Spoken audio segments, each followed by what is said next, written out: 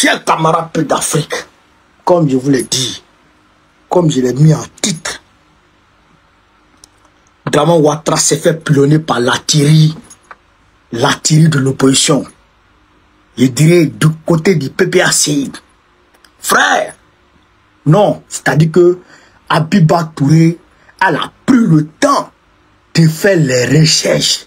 Elle est rentrée dans les soïs, dans les couloirs, dans les gloglos, dans les kwangayo, dans les crefeyoro, dans les kofeyoro. Frère, et puis elle a sorti les dossiers. Non, pour allumer Dramane. Frère, non. C'est-à-dire que la vidéo, je l'ai faite, j'ai commenté, j'ai mis sur ma page. Babo Fils connaît là. Et j'ai mis sur mon compte TikTok, j'ai mis sur mon YouTube. Mais il faut que je décortique ça dans les moindres détails en direct. Il faut qu'on décortique ça dans les moindres détails. Québec. Non, sinon, yo man, chers camarades. Mettez les cœurs, je ne vois de cœur. Je ne vois pas de cadeaux. Je ne vois pas de patates. Qu'est-ce qu'il y a? Donc, on est parti. Pour ceux qui ne connaissent pas Habiba Touré, Mathieu, sois salué. Pour ceux qui ne connaissent pas Habiba Touré, elle est porte-parole du PPACI. Porte-parole de Gbagbo. Frère. Et puis, elle est avocate de Gbagbo. Habiba Touré, comme ça. Voilà. Je ne sais pas si elle est chef de cabinet toujours, mais bon.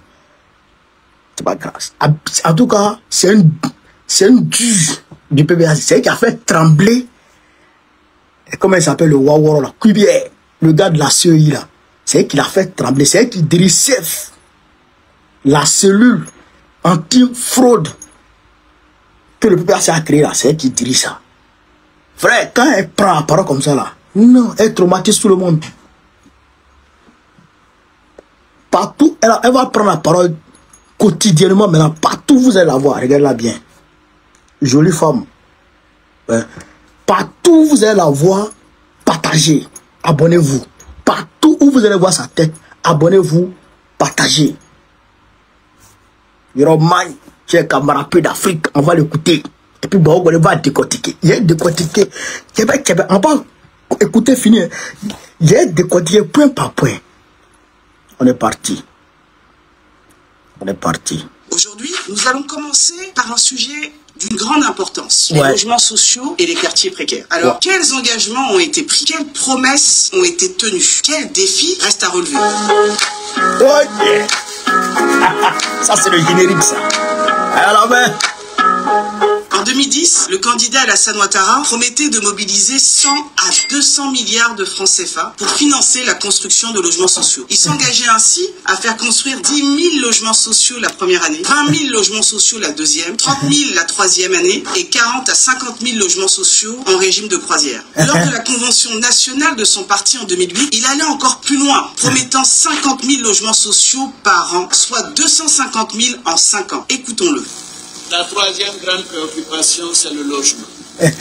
L'engagement de fonds, ce sera comme aux États-Unis. Vous savez qu'aux États-Unis, chaque Américain a droit à un toit.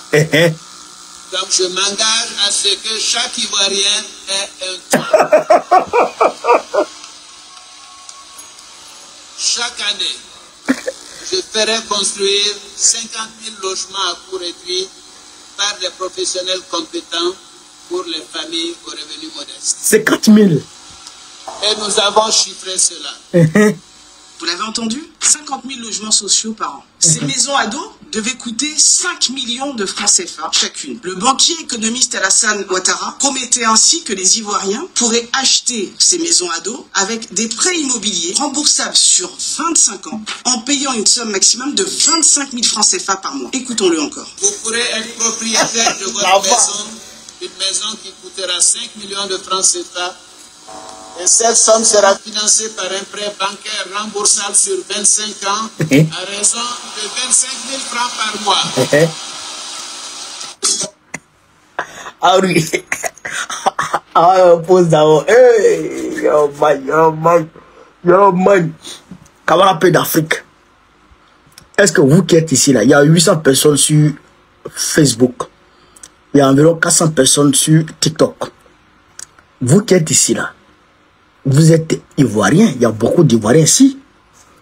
Est-ce que vous avez reçu votre maison?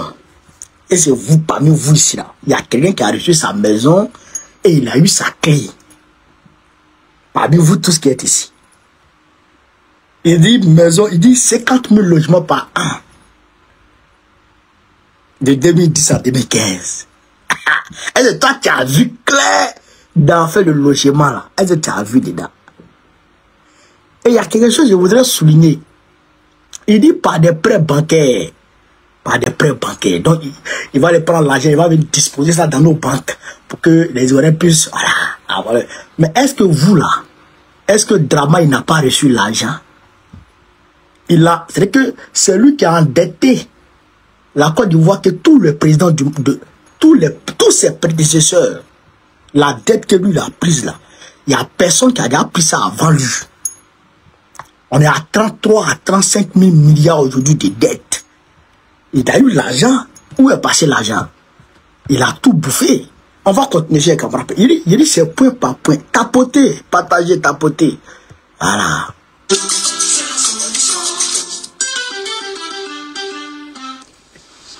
Chers compatriotes, écoutez la voix là. C'est le pays tout entier qui se dégrade.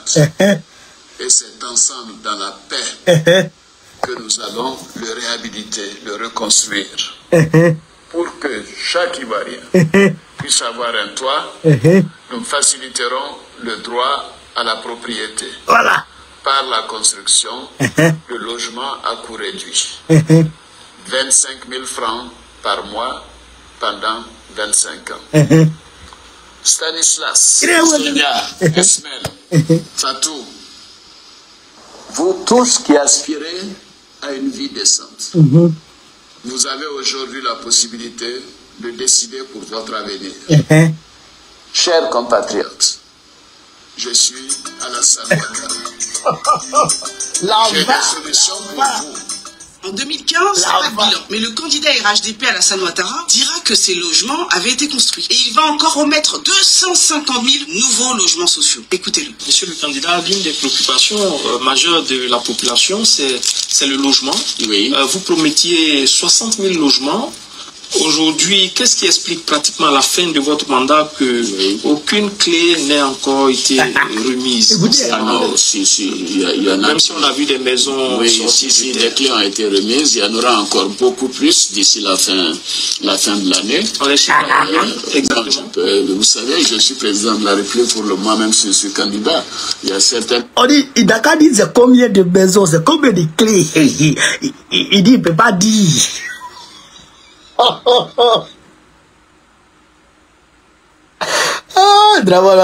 Je dis, Kamara Paix d'Afrique.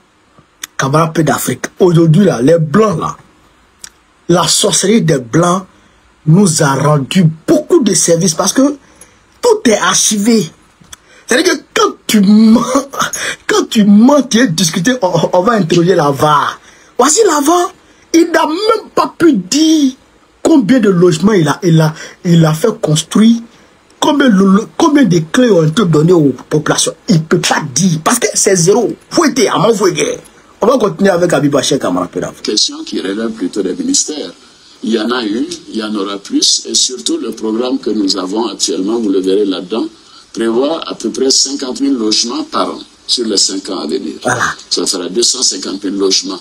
Alors, entre les engagements de 2010 et de 2015, c'est pas moins de 500 000 logements sociaux qui auraient dû être construits de 2011 à 2020. Avec un troisième mandat, le RHDP a eu 5 ans de plus pour atteindre ses objectifs. Voyons maintenant la réalité. Alors, pour éviter toute polémique inutile et contestation de chiffres, nous avons analysé les données fournies par le gouvernement lui-même. Dans le bilan du programme social du gouvernement 2019-2020, et qui a été publié par le cabinet du Premier ministre, et qui est encore consultable par tous sur Internet, Internet. Il est indiqué que le programme de logements sociaux a permis depuis 2011 d'implanter 15 618 logements, dont 10 126 construits par des opérateurs privés, 3 859 par la SICOGI et 1633 logements construits dans le cadre du programme de terrain équipé à bas coût. Vous voyez, alors que le RHDP et son candidat se sont engagés à construire 500 000 logements en 10 ans. Ils déclarent eux-mêmes en avoir construit seulement 15 618. Et même ces chiffres, quand on prend la peine de les examiner de près,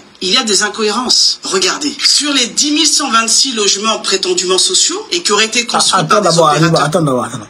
C'est-à-dire que il a dit en 2010, il va construire 250 000. En 2015 encore, il dit il va construire 250 000, ça veut combien? 500 000. Donc, ça veut dire que de 2010 à 2020, les Ivoiriens devraient avoir leurs 500 000 logements. T'as vu clair dedans? Zéro bidé. Maintenant, il y a eu Bassou, avec troisième mandat là, il y a Bassou, il y a 5 ans encore qui s'ajoutent dessus. Malgré Bassou de 5 ans là, Draman n'est pas capable de construire même 20 000 logements. Écoutez, Abiba est en train de décortiquer en réalité combien de logements ont été construits par Draman. En raison, c'est-à-dire que pour un objectif fixé de 250 et de 500 000, écoutez combien il a pu réaliser dans 500 000. Écoutez. Il n'est pas précisé s'il s'agit véritablement de logements sociaux ou de logements économiques ou encore de logements de moyen ou haut standing. Vous remarquerez encore qu'en réalité, seuls 3 975 logements, c'est-à-dire 2635 livrés et 1340 prêts à être livrés, sont réellement construits. Et on ignore d'ailleurs s'il s'agit de logements sociaux. Concernant les 3 859 logements sociaux annoncés comme ayant été construits par la SICOGI, le document de cette société démontre le contraire. Regardez le document qu'a communiqué la SICOGI. La SICOGI fait le détail du type de logement construit. Et vous pourrez constater que la SICOGI ne reconnaît avoir construit entre 2012 et 2018 que 510 logements sociaux à Abidjan et 127 logements sociaux à l'intérieur du pays. En gros, ça fait un total de 637 logements sociaux entre 2012 et 2018. Pour les 1633 logements du programme de terrain équipé à Pakou, alors là, vous n'avez aucune preuve qui n'est communiquée pour indiquer qu'il s'agit de logements sociaux, ainsi que des logements véritablement construits. En résumé, l'analyse généreuse de ces documents ne permet de justifier la construction que de 6245 logements entre 2011 et 2020, sans qu'il ne soit d'ailleurs prouvé qu'il s'agit tous...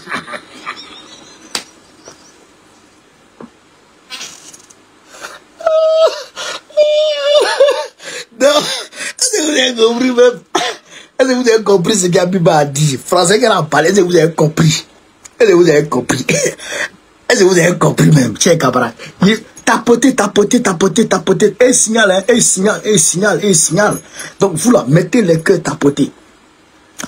Sur 250 000 et sur 500 000 logements, 500 000 logements que Dran Ouattara a promis aux Ivoiriens de 2011 à 2020, hein? Il a pu construire, si on est gentil, parce qu'il y a trop d'incohérences. C'est-à-dire que si on veut prendre même, c'est-à-dire que de façon minutieuse et de façon méticuleuse, si on veut chercher réellement à savoir combien les gens ont construit là, c'est 637. 600, même pas 1000. Mais si on veut être gentil, comme eux-mêmes ils ont des chiffres bizarres, si on veut être gentil, eux-mêmes là, les logements sociaux qu'ils ont construits là, c'est 6000. C'est 6000. Sur 500 000, ils ont construit 6 000. Chers camarades, pays d'Afrique. C'est-à-dire que Draman, c'est la catastrophe. C'est la catastrophe qui est arrivée aux Africains depuis le début de ce après la traite négrière. Après la traite négrière et la colonisation, c'est-à-dire que la catastrophe naturelle, non, naturelle même, la pire des catastrophes qui a attaqué, qui est arrivé au peuple africain, c'est-à-dire que c'est Draman Ouattara. Comment? Sur 500 000, alors qu'il a eu l'argent de ça, hein? Il a eu l'argent, il est parti prendre un crédit chez les Blancs. Sur 500 000, il a construit 6 000. Si on veut être gentil, sur 500 000, il a construit 6 000. François Dandosois, salut. On va continuer, les camarades d'Afrique. Ça fait à peine 1 1% des 500 000 logements sociaux promis. Quand on est depuis presque 14 ans au pouvoir et qu'on construit à peine 1% des logements sociaux promis, cela est manifestement un échec. Plus grave encore, qu'en est-il des promesses sur le prix de ces logements? Rappelez-vous ce que disait le candidat Alassane Ouattara sur le prix de ces logements sociaux, de ces fabuleuses maisons ados. Écoutons-le. Pour que chaque Ivoirien puisse avoir un toit, nous faciliterons le droit à la propriété par la construction de logements à coût réduit. 25 000 francs par mois pendant 25 ans. Alors, qui d'entre vous est devenu propriétaire de ces maisons ados à 5 millions de francs? Qui est en plus payable avec 25 000 francs CFA par mois pendant 25 ans? Est-ce que seulement l'un d'entre vous en a bénéficié? En réalité, ces logements sociaux qui ne parviennent pas à construire coûtent presque 3 fois plus cher que ce qu'ils avaient annoncé. En réalité, la maison ado à 5 millions n'a jamais existé. Là encore, c'est un zéro pointé. Mais ils ne vont pas s'arrêter là. Autre promesse de campagne, les quartiers précaires. Le RHDP a promis encore d'améliorer les conditions de vie des habitants des quartiers précaires. Écoutons ce que le candidat du RHDP disait à l'époque. Je m'occuperai des conditions de vie des 4 millions de personnes qui vivent dans les quartiers comme Boribana, Kobele, Akro Biabla, Koumassi Campement, Sakwe, PK18, etc. Je consacrerai dans les 5 années de mon mandat 100 milliards de francs CFA pour que dans ces quartiers précaires, ils aient le minimum pour vivre décemment. Nous irons plus loin. Nous allons délivrer des titres fonciers pour que ces personnes ne se sentent plus menacées de déguerpissement et pour qu'ils puissent investir sans risque. Il promettait 100 milliards pour les quartiers précaires et des titres fonciers pour protéger les habitants du déguerpissement. Vous l'avez entendu. Ces promesses visaient notamment les quartiers... Parce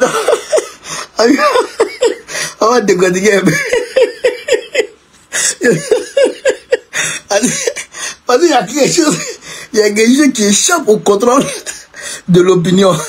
Quand il a dit pour qui ils échappent aux menaces de déguerpissement, il dit déguerpissement. Est-ce que vous comprenez? Déguerpissement. Lui, il n'a pas pu prononcer bien. Draman, il sait de quoi il parlait. En réalité, il est en train de dire que je vais vous détruire. C'est ça qu'il était en train de dire à l'époque. Que je vais vous chasser, vous tous. Et Allah. Non, les blancs ils sont forts. J'ai dit merci aux blancs. Grâce à eux, on peut confondre les menteurs. Il va donner, comment on appelle ça? Titre foncier aux gens de Boribana. Il a rasé tout Boribana. Même Pikini, même zéro au mensonge. Il est parti chez Kamara P d'Afrique. PK est en train de casser là-bas. Il est en train de détruire les quartiers précaires. Écoutez, chez Kamara, on continue. Gobelet, Boribana, Koumassi Campement, PK18 et bien d'autres, vous, les habitants de ces quartiers, c'est vous qui pouvez nous dire si ces engagements ont bien été tenus. On va vous écouter. Aujourd'hui, c'est parce que nous ne sommes pas riches, nous n'avons pas les moyens, quand nous sommes venus se réfugier ici, dans ce petit quartier de 20 000, 30 000 maisons. Il n'a pas eu pitié de nous. Il nous a jetés dehors. Aujourd'hui, nous sommes dans les rues. Il y a la femme enceinte qui ne peut même pas marcher. Bagage sur la tête. Elle font leur travail sur la route. Il est méchant. Je suis un homme de RHDP. Voilà, j'étais à côté. Je suis fier. Et d'autres nous sont fâchés comme moi. Aujourd'hui, ce quartier-là, ça va pas, je suis content d'être ici. C'est le manque de moyens qui a fait que je suis chaud. Voilà. Là, je veux que tu écoutes ce que je te dis très bien. Si je suis dans ce quartier, ça va. Il parle à Draman, hein. C'est un RDA qui a voté Draman en 2015 là encore. Là, il a voté Draman. Donc, il est en train de parler à Draman. Et écoutez très bien. Je suis fier d'être ici. C'est pas un quartier où on doit vivre. Mais si on est ici, c'est le manque de moyens, c'est la misère. Voilà. À temps normal, tendez-nous la main. Voilà tout ce peuple-là. Ça sonne. Le quartier prend plus de 8 000 populations. Aujourd'hui, là, on n'a pas de docteur. On est là. Quand tu as voté, on ne savait pas que c'était comme ça, tu allais nous récompenser. Voilà. C'est la misère, la solution de la misère qui a envoyé chez nous. C'est pas la solution, hein. C'est la solution de la misère, de la pauvreté. Tu nous avais promis que nous tous, on va oublier la misère. Mais aujourd'hui, là, c'est plus que la misère. Ado Solution est devenu Ado Misère. C'est pas moi qui ai dit, hein. C'est son militant qui a dit. Son militant, écoutez. Et nous sommes découragés. À côté, c'est à la scène nous a montré. Aujourd'hui, nous les Ivoiriens, on pleure. On pleure. Voici ça. Nos enfants vont plus à l'école. Nos enfants sont dans la rue. Aujourd'hui, ma fille est dans la rue. Je pleure. J'ai perdu tout. J'ai perdu tout ce qu'il fait. Ça va faire. Les images parlent d'elles-mêmes. Ce qui est sûr, c'est que des milliers d'entre vous ont été déguerpis. Des milliers d'entre vous ont tout perdu à l'occasion de ces déguerpissements. Des milliers d'entre vous sont et demeurent démunis. Alors, doit-on dire que le RHDP a à sa tête un bâtisseur ou un démolisseur? C'est à vous d'y répondre. Je ne sais même pas où je vais partir. Voici mes affaires au dehors. Voici mes affaires au dehors. Je ne sais même pas où je vais dormir. Voici ma fille, mes enfants sont là, sont beaucoup. Maman aussi, elle est là, elle est malade. C'est pas normal même. Si ils sont là, ils ont la possibilité de nous aider. On est d'accord avec eux. Sinon ils ont cassé. Je sais qu'ils ont les droits, mais prévenez-nous quand même. Pendant des jours, on va se préparer à faire sortir le matériel qu'il faut. Une chose est sûre, vous n'avez pas eu vos maisons ados qui vous ont été promises. Les déguerpissements prouvent encore que vous n'avez pas eu les titres fonciers promis. Même si des raisons de sécurité pouvaient exiger ces déplacements, l'État aurait dû assurer votre relogement. C'est ça une politique humaine. C'est ça une politique à visage humain. Rappelez-vous ce que disait le candidat Alassane Ouattara. Donnez-moi 5 ans et vous verrez la différence. 5 ans pour changer la Côte d'Ivoire. 5 ans pour donner des emplois aux jeunes. 5 ans pour améliorer les conditions de vie des Ivoiriens. Il vous a demandé 5 ans, il en a eu 14, 3 fois plus. Pour vous convaincre, il ira encore plus loin dans son discours de présentation de son programme. Écoutez-le. Les Ivoiriens ne croient plus aux hommes politiques. Écoutez. Aux hommes comme aux femmes politiques. Ils ont le sentiment qu'ils ne cessent de leur mentir, de les tromper. Oui, j'entends tout le temps. Je l'entends. Que tous les hommes politiques sont des menteurs. Moi, je vous dirais, je ne suis pas un menteur. Il dit qu'il n'est pas un menteur. Très bien. Mais manifestement, lui et son parti ont échoué. Sinon, comment comprendre que des Ivoiriens puissent avoir comme logement de fortune un cimetière?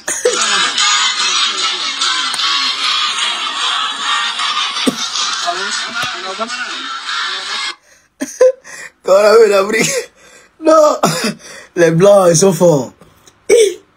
T'as tardé pour dire que je ne suis pas un menteur. Eh Dieu.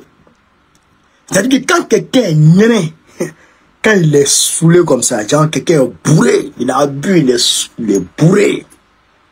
Et puis tu dis, mon frère, tu es gné, tu es bourré. La personne ne va jamais reconnaître le moment. Moi, je ne suis pas bourré.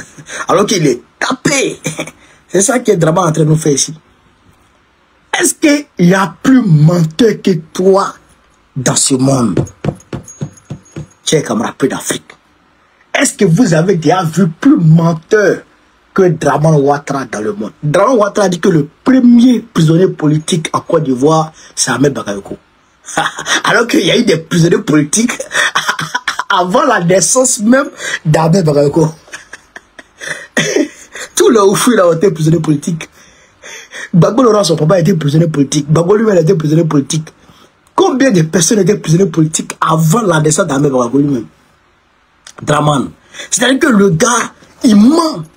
Et puis, il a fini de mentir. Et puis, il avance. Et puis, il ne se rend pas compte qu'il a menti. Nous sommes présentement, vous voyez avec nous, ces milliers d'enfants qui sont en train de prier.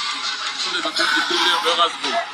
c'est véritablement depuis le déguerpissement de ce quartier du quartier à l'abattoir, toutes ces familles comme à la fin du soir au cimetière. On peut avancer, les enfants, c'est sur les tombes, ils sont arrêtés en fait. Ils sont arrêtés sur les tombes. Et là, véritablement, nous pensons que les autorités au plus haut niveau doivent se servir de ce dossier. Parce que nous estimons que nous sommes victimes. Les habitants de ce quartier sont victimes d'une injustice. C'est un abus de pouvoir que nous ne pouvons pas admettre. Parce que le quartier était déguerpi au mépris de toutes les règles de procédure en la matière. Aucun habitant de ce quartier n'a reçu une mise en demeure. Et nous mettons quiconque au défi de nous prouver que nous avons reçu une mise en demeure. Vous voyez, je suis arrêté sur une tombe. Il est au cimetière comme ça. Hein? Je suis au cimetière. Et derrière moi, c'est les familles qui dorment là.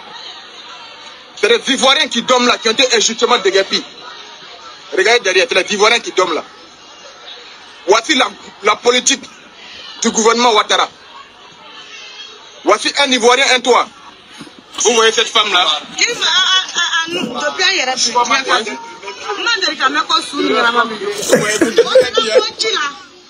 Elle dit depuis elle vit, elle n'a jamais encore appris que les vivants et les morts vivent ensemble. Ils sont au cimetière. C'est là-bas ils vivent. Draman a détruit les maisons, c'est là-bas ils sont au cimetière.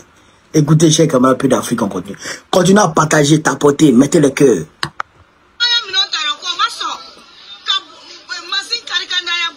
Voilà. Ils ont cassé la maison avec nos affaires. Ah, quand il pleut, on met les enfants dans les trous. On ne sait pas où aller. Comment on fait? Ah, l'argent qu'on avait là, l'argent qu'on avait pour prendre la maison là, ils ont cassé la maison dessus.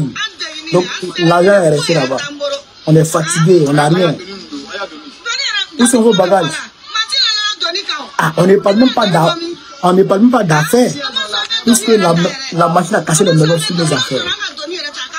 S'ils avaient accepté qu'on ramasse nos bagages, c'était mieux. Mais ils ont cassé tout sur nos bagages. Non seulement il a échoué à construire des logements sociaux, mais il a aussi chassé des familles, les condamnant à vivre parmi les tombes. Les vivants ont dû se réfugier parmi les morts, trahis par celui qui avait promis de les protéger et de leur construire des maisons à dons à 5 millions. Que représente tout cela? Le RHDP et son candidat, une fois arrivés au pouvoir, ont trahi leurs promesses faites au peuple. Ils ont utilisé la communication pour créer une illusion de progrès, dissimulant une réalité bien plus sombre, la pénurie de logements, les déguerpissements des quartiers précaires et le développement de la pauvreté parmi nos concitoyens. Ils avaient promis à chaque Ivoirien un toit. Ils avaient promis de faire des quartiers précaires une priorité avec plus de 100 milliards engagés. En presque 14 ans, ils ont échoué à vous construire les logements sociaux promis. En presque 14 ans, ils n'ont cessé de vous chasser des quartiers où vous viviez depuis des années. À la place, ils ont construit des ponts, de très beaux ponts, mais sous lesquels vous vivez. Après presque 14 ans au pouvoir, et les pluies de milliards promis, est-ce qu'on aurait dû encore parler de quartiers précaires? Est-ce qu'il devait encore en exister? Dans un an, la prochaine élection présidentielle aura lieu. Ce qu'ils n'ont pas pu accomplir en 14 ans, alors qu'ils promettaient de le faire en 5. Pensez-vous vraiment qu'ils soient capables de le faire si vous leur donnez encore 5 ans de plus? Ces derniers temps, on a tous entendu, le pouvoir communique de façon intensive sur le lancement de projets de construction de milliers de logements qu'ils promettent de livrer dans quelques années. Ils ne fixent plus de date précise. En 14 ans, ils n'ont même pas pu construire les 500 000 logements sociaux qu'ils promettaient de vous livrer en 5 ans. Et ils communiquent encore sur des milliers de logements. Lors du premier mandat du chef de l'État Alassane Ouattara, certains d'entre vous avaient même souscrit pour se porter acquéreurs des logements sociaux. Vous n'avez toujours rien eu, alors qu'on est à la fin du 3e mandat. Certains d'entre vous se plaignent même de ne même pas avoir été remboursés jusqu'à ce jour. Au bout de 14 ans de pouvoir Ouattara, qui va encore se laisser tromper par ces nouvelles annonces? Communiquer sur du vent ne suffit pas à gérer un pays. Il faut des actions concrètes et une gouvernance efficace pour répondre aux besoins des citoyens. Ne subissez plus leurs échecs. Ne subissez plus leurs mensonges. mensonges. Ne subissez plus cette communication à outrance, cache-misère de surcroît, qui insulte vos conditions de vie. Inscrivez-vous sur la liste électorale. Allez vous enrôler. Préparez-vous à sanctionner ce régime dans les urnes en votant massivement. Nous vous retrouverons bientôt pour analyser les autres promesses du RHDP et de son candidat au regard de la réalité de leur bilan. Vous verrez que leurs échecs ne se limitent pas seulement au domaine du logement. À très bientôt. Non, il dit, applaudissez un peu. Ah, Abiba. Non, il dit, elle a du poulet. Il dit, elle a du poulet. Mais, il y a d'autres, il y a d'autres rubriques qui arrivent encore. Il y a d'autres émissions qui arrivent encore. Frère, elle va aller faire les recherches encore. Pour venir nous montrer encore, pour casser les papos. Sur Draman, il dit, c'est la Thierry Lout qui est sorti comme ça. C'est la Thierry Lout qui est comme ça. C'est les bombardements, tout, les armes non conventionnelles pour frapper Draman. Comment, chers camarades d'Afrique? Déjà, depuis de 2015, de 2011 à 2020, il avait promis 500 000 logements. Sur 500 000 logements, il n'a même pas pu construire même 100 000. 100 000, c'était bon. Bon, il ne peut pas construire 100 000. Bon, au moins c'est 4 000. Il ne peut pas construire ces 4 000. Mais donc, au moins 10 000. Il ne peut pas construire 10 000. 6 000. Sur 500 000, 6 000. Où tu as mis l'argent, Draman? Le reste de l'argent, là, la monnaie, là, tu as mis ça où? Et tu es là, c'est un voleur. C'est un voleur.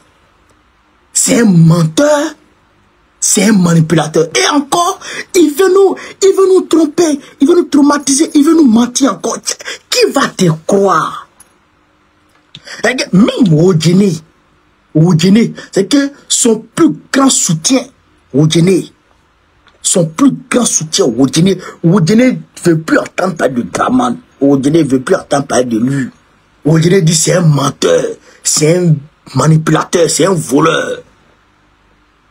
Non, chers camarades d'Afrique, Draman, c'est pas la peine. Non, c'est la cata.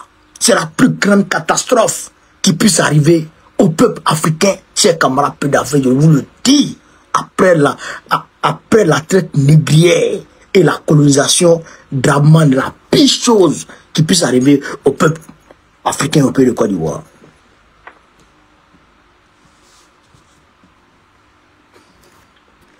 Hein? Un vieux délinquant, menteur, roublard. Non, chers camarades d'Afrique, Yoroman.